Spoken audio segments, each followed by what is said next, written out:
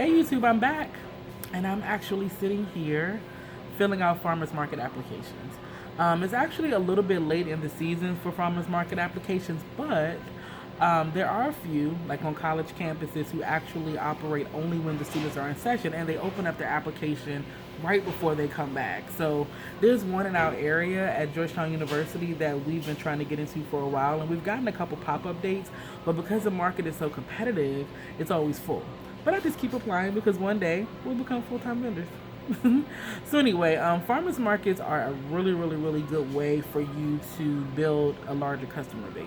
We have had great success with meeting new people, introducing new products, um, building a revenue stream, of course, and keeping our employees employed. I mean, it's really, really helped us throughout the summer months and year round because you build relationships at the farmers market that last well beyond the season. You never know who needs catering, especially these office buildings.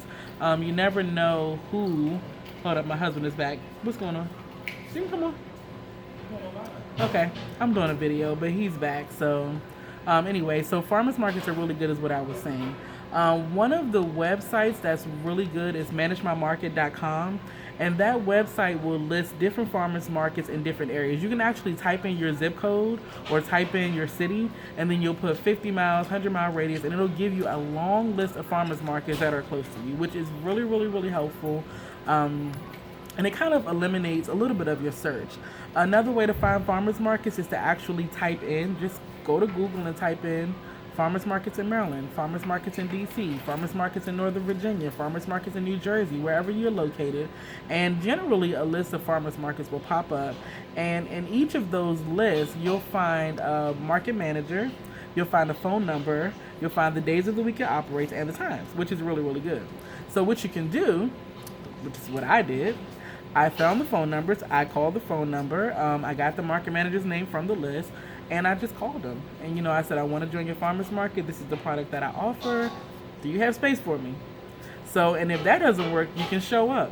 The market managers are at the market. They're right there. Generally, they have a tent set up that has information about the market. It may be information about food programs in the area or whatever the case may be. At the bottom line is farmers markets are a great way for you to grow your business.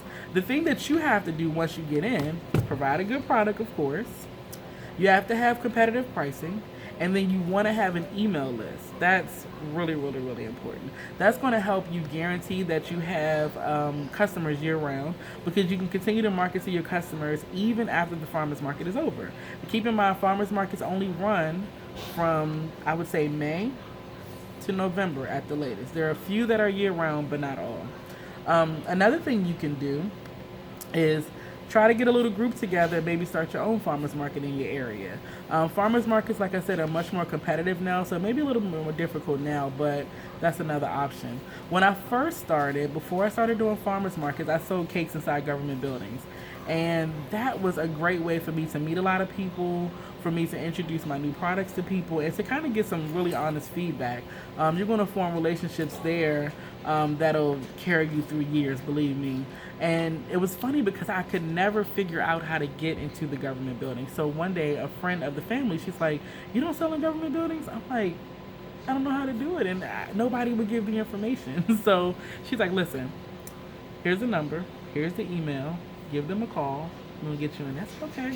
So once I got in, I talked to other vendors and figured out how to get from building to building to building so that I can sell my products in the buildings. And I was selling cakes at the time. I mean, people would sell jewelry, clothing, everything, incense, soaps, everything. And what I also found out was there's a website that lists a lot of the government agencies, and it's in their like wellness and recreation department. They'll have a store, at least in this area in Washington D.C., and the people in the store sometimes organize vendor programs. That website was recgov.org. I'm sharing this information because it took me so long to get the information, and I just want to give as much as I can to help you to succeed in your business. So anyway, recgov.org, it listed the wellness programs and the vendor programs. I called them, emailed them, told them I wanted to come in and sell cakes. They let me in. I was in about 7 buildings. I mean, I was all over the place with these cakes. And then I parlayed that into joining farmers markets. And then I was calling my friends from the government buildings, on and on and on. So anyway, it's a great thing. So to wrap it up, I'm going to keep the video short. Get into some farmers markets. It's a great way. It's a low cost way to get your products out there. Oh, I forgot one thing. Okay, so for bakers, there's a thing called the cottage law. And I know that we have it here in Maryland. I don't know about other. There are in other states. I don't know which ones, but you can research the cottage law. It actually allows you to bake in your home, and you can join farmers markets that way.